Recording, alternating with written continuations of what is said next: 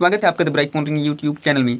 Think bright, keep shining and keep learning. इस channel पर regular videos upload होती हैं जो कि बेस्ड होती हैं क्लास 5th से 10th तक के सीबीएसई और एनसीईआरटी सिलेबस पर, इंपॉर्टेंट जीके ट्रिक्स पर, एजुकेशनल न्यूज़ पर, इंटरेस्टिंग फैक्ट्स और अदर एजुकेशनल टॉपिक्स पर। तो अपडेटेड रहने के लिए भी सब्सक्राइब करें the bright pointing YouTube channel को और बगल वाली बेल आइकन को भी दबा लें ताकि लेटेस्ट वीडियोज़ की जानकारी सबसे पहले आप तक पहुँचे।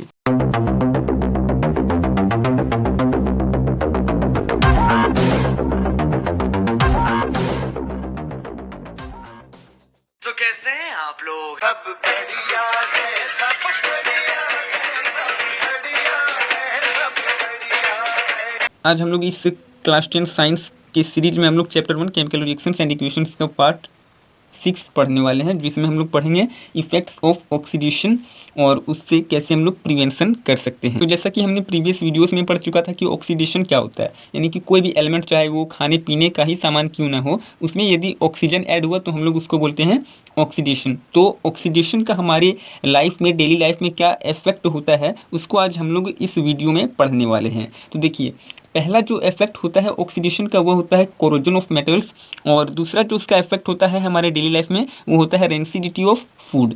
तो देखिए, कोरोजन ऑफ मेटल्स क्या होता है। कोरोजन ऑफ मेटल्स वो होता है, यानी कि कोई भी मेटल का जब कोरोजन यानी कि उसमें जब जंग लगता है तो उसको हम लोग कोरोजन ऑफ मेटल्स बोलते हैं। डिफिनेशन से हम लोग एक बार समझ लेते हैं।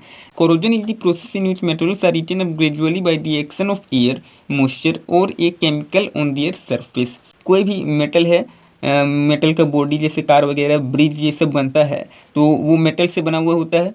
तो वो जब खुले आसमान के नीचे है तो उसमें एयर लगेगा, मॉइस्चर, वाटर या फिर बहुत सारा केमिकल वगैरह भी उसमें लगेगा, ठीक है। तो उससे क्या होता है, मेटल का जो बॉडी होता है वो बहुत ऊपरी सतह जो उसका होता है वो अफेक्टेड होता है, और इससे क्या होता है, धीरे धीरे वो कमज़ोर होते जाता है, ठीक है। तो उसको हम लोग बोलते हैं कोरोजन। तो corrosion of iron is called rusting. देखिए, जो कोरोजन होता है आयरन पार्टिकल, मतलब आयरन के कोई भी चीज़ का, आयरन के कोई भी ऑब्जेक्ट का जब कोरोजन होता है तो उसके लिए हम लोग एक स्पेशल टर्म यूज करते हैं जिसको बोलते हैं रस्टिंग, और उसका जो कलर होता है वो ब्राउन कलर होता है। वहीं सिल्वर का जो कोरोजन होता है उसका कलर होता है ब्लैक। ब्लैक कोटिंग एक सिल्वर के ऑब्जेक्ट में लग जाता है, कोई भी लॉकेट वगैरह में। और कॉपर जो होता है उसमें ग्रीन कोटिंग हो जाता है और उसको हम लोग कोरोजन बोलते हैं। उसके बाद देखिए, प्रिवेंशन कैसे हम लोग कर सकते हैं कोरोजन से। तो कोरोजन से प्रिवेंशन के कुछ तरीके होते हैं, बहुत सारे तरीके होते हैं, हम लोग कुछ इंपॉर्टेंट पढ़ेंगे, ठीक है। जैसे galvanisation, electroplating and putting paints. तो गैल्वेनाइजेशन हम लोग किसको बोलते हैं, जैसे जिंक जो मेटल होता है उसका लेयर यदि आयरन के ऑब्जेक्ट या कोई भी ऑब्जेक्ट के ऊपर जब जिंक का प्लेटिंग किया जाता है ताकि जो अंदर का जो मेटल है वो बच सके, तो उसको हम लोग गैल्वेनाइजेशन बोलते हैं। और इलेक्ट्रोप्लेटिंग किसको बोलते हैं, जो इलेक्ट्रिसिटी की मदद से कोई भी एक, जैसे यहाँ क्रोमियम का प्लेटिंग किया जाता है, इलेक्ट्रोप्लेटिंग यानी कि इलेक्ट्रिसिटी की मदद से यदि एक जो मतलब कोस्टली ऑब्जेक्ट है उसके ऊपर इलेक्ट्रिसिटी की मदद से दूसरे मेटल का जो कि लिस्ट रिएक्टिव होता है उसका मतलब लेयर चढ़ाया जाता है, तो उसको हम लोग बोलते हैं इलेक्ट्रोप्लेटिंग। इलेक्ट्रोप्लेटिंग प्रोसेस के द्वारा ही किया जाता है। और पुटिंग पेंट्स तो आप सभी को पता है, मतलब पेंट कर देने से भी हम लोग कोरोजन से अपने मेटल ऑब्जेक्ट्स को बचा सकते हैं। उसके बाद देखिए, हम लोग देखेंगे कि इफेक्ट्स ऑफ कोरोजन, यानी कि कोरोजन का इफेक्ट क्या होता है। तो कोरोजन का इफेक्ट यही होता है कि कोई भी जो ऑब्जेक्ट जो मेटल का बना हुआ है, क्योंकि वो स्ट्रॉन्ग होता है तो ज़्यादातर कंस्ट्रक्शन में भी मेटल्स का ही यूज किया जाता है। तो जैसे आयरन रेलिंग्स, मतलब ब्रिज, कार का बॉडी वगैरह, शिप से सारा बना हुआ रहता है मेटल का, तो वो जब रिएक्शन करता है अपने एटमॉस्फेयर से तो उसका कोरोजन होता है जिसके कारण वो कमज़ोर पड़ जाता है। तो इस तरीके से अ लॉट ऑफ मेटल्स, बहुत हेवी अमाउंट में मेटल्स का वेस्टेज होता है, और उसके कारण क्या होता है, सरकार को उसे रिप्लेस भी करना पड़ता है, तो जिसके कारण सरकार का अच्छा खासा अमाउंट भी इस कार्य में चला जाता है। आगे बढ़ने से पहले ये नीचे वाला लाल बटन ऐसे दबा दो और इसके साथ वाला बेल आइकन दबाना तो बिल्कुल भी ना भूलना, लाइक दिस। बता बता कर थक गया पर do it please, bell icon do it, do it, do it. उसके बाद जो दूसरा इफेक्ट है ऑक्सीडेशन का वह है रेंसिडिटी ऑफ फूड। तो रेंसिडिटी ऑफ फूड क्या होता है हम लोग देख लेते हैं। जैसे the condition produced by aerial oxidation of fats and oils in foods marked by unpleasant smell and taste is called rancidity.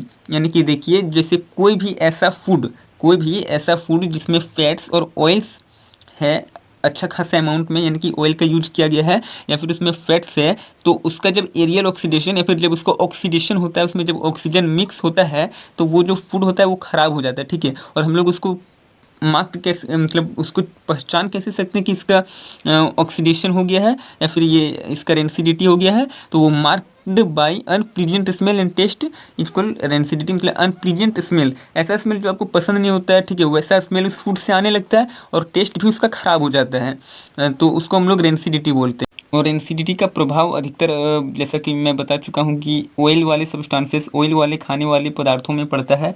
तो लेज़ या फिर चिप्स वगैरह जो होता है उसमें ज़्यादा उसका इफेक्ट होने का चांस रहता है। तो देखिए हम लोग कुछ मेथड पढ़ लेते हैं जिसके यूज से हम लोग मतलब रेंसिडिटी से फूड्स को बचा सकते हैं।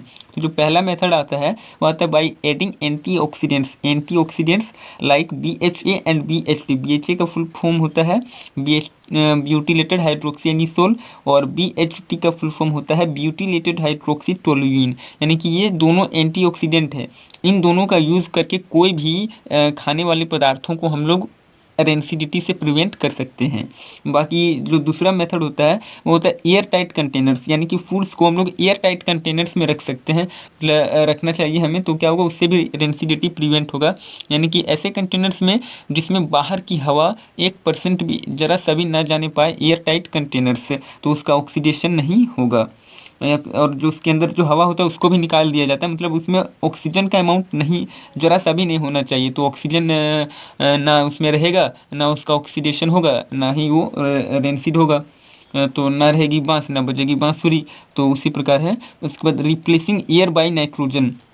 और एक और मेथड से हम लोग प्रिवेंट कर सकते हैं रेंसिडिटी, वो है रिप्लेसिंग एयर बाय नाइट्रोजन। यानी कि जो पैकेटेड जो चीज़ होता है, ठीक है, पैकेटेड कोई भी खाना होता है, उससे ऑक्सीजन को आप रिमूव, ऑक्सीजन मतलब एयर मतलब ऑक्सीजन को उससे आप रिमूव कीजिए ऑक्सीजन को, और उसके जगह पर आप नाइट्रोजन डाल दीजिए। क्यों? क्योंकि ये मतलब नॉन रिएक्टिव एयर मतलब गैस होता है, तो वो उसके अंदर जो खाना है उस पैकेट के अंदर, उससे वो रिएक्शन नहीं करेगा और बचा हुआ रहेगा वो रेंसिडिटी से। और बाय रेफ्रिजरेशन, यानी कि उसको हम लोग रेफ्रिजरेटर में रख कर भी उस खाने के पदार्थ को हम लोग प्रिवेंट कर सकते हैं। तो इस तरीके से हमारा केमिकल रिएक्शंस एंड इक्वेशंस जो चैप्टर था ये कंप्लीट होता है थ्योरी पार्ट में।